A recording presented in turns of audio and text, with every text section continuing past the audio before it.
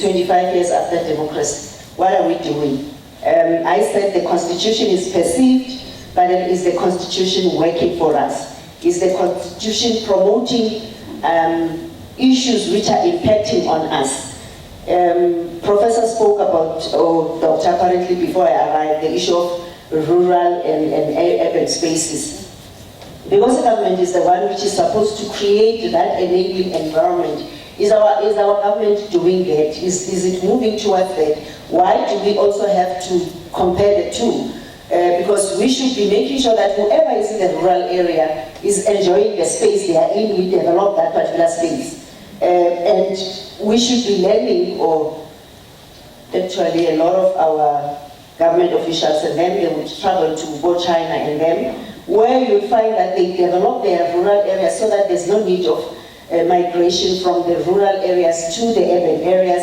They end up with some informal settlements, where then that also degrades the dignity of our people. Because while we have informal settlements, people will be sharing toilets which are provided there at night. Apparently old people should move from one area and be exposed to crime, sexual harassment, and all those. But that is created by the very system, which is the systemic challenges which we having.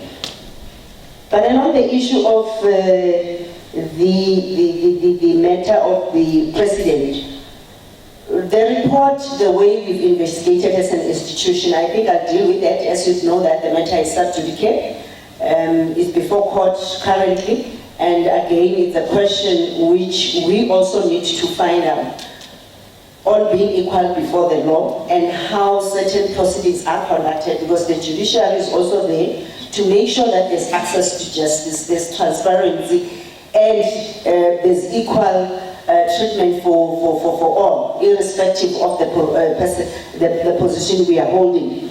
So if the records now are sealed, which is still an issue which is still debated on, and we are looking into a situation where we are saying, let this be debated in an open court.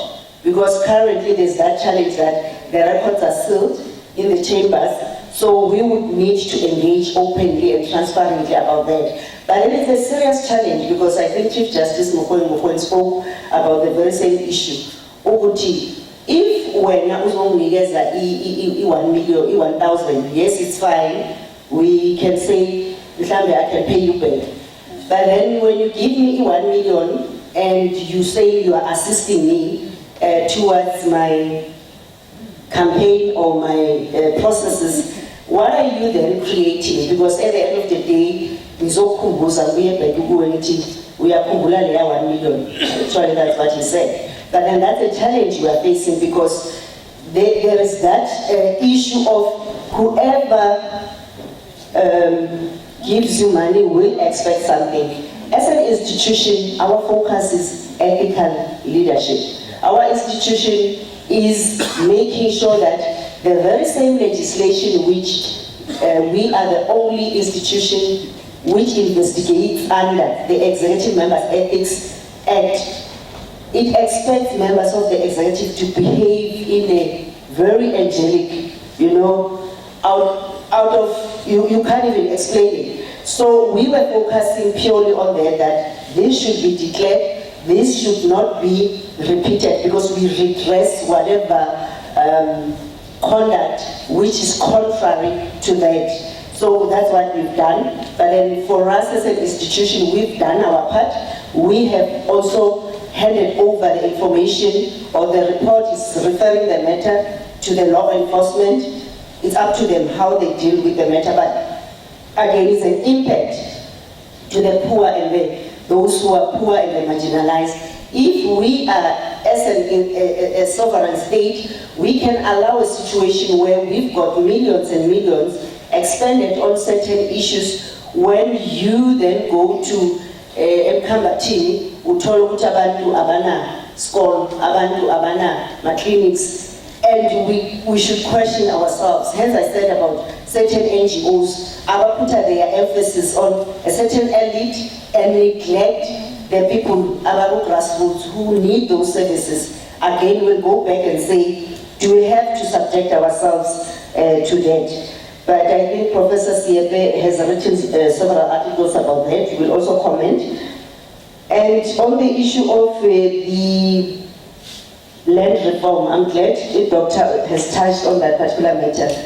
But what is currently happening when we engage with the communities, you'll find that a lot of farm dwellers are being evicted, or not evicted per se, but their conditions are made in such a way that they can't stay in those farms. You are allocated a house, but then you cannot renovate, you cannot fix, you cannot do anything in that particular house.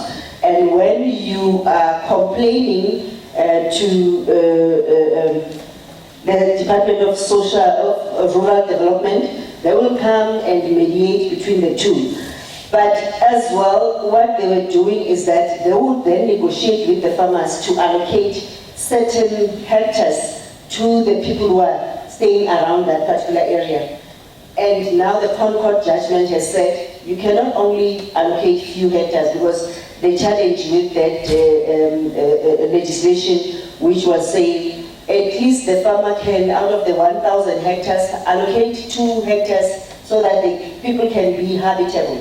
But now the Concord judgment is saying it's not supposed to be only few hectares, but we should be pushing towards making sure that everyone is allocated the land equitably. But I think we are in that process, which I wonder whether we will reach that space, Doctor, in your review of the economic part of the policy.